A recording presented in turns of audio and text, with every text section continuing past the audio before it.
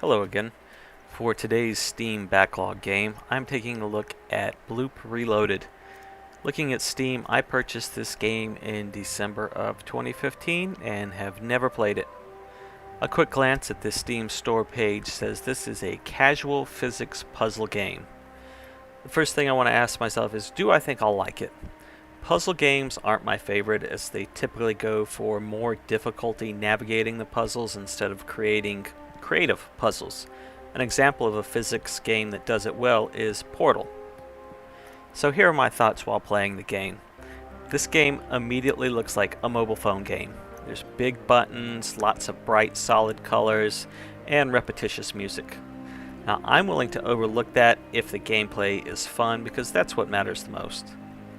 The first level begins with a text screen explaining that this is a fantasy universe and that the game developer isn't great at story making.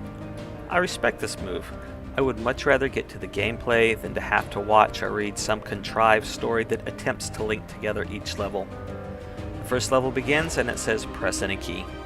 I press the space bar and nothing happens. Maybe this is a controller based game, so I pressed a button on my controller. That didn't work. At this point I'm thinking, is the game locked up? Does it have to be a specific key? No, it turns out you have to hold down any key for about 3 or 4 seconds. Now that's odd. Why wouldn't you just say hold down a key instead of just press any key? Let me tell you, it only went downhill from here. The gameplay is something that's been done over and over before. Get the liquids from point A to point B by drawing platforms. So I draw a platform where it shows me to draw a platform and hit the space button to start sending out the water. Except that where it had me draw the platform was nowhere close to where the water was coming out. No problem. I'll just click the giant blue button that says destroy the platforms and start over. When I click the button, it asks me if I'm sure, to which I say yes. Absolutely nothing happens at that point. The platforms don't go away. It just goes back to the game screen, so I hit the button again and nothing happens. So it turns out I have to back all the way out of this level and go back into it to get the platforms to go away. And it wasn't just this level, it was every level. That is a huge bug for a game like this.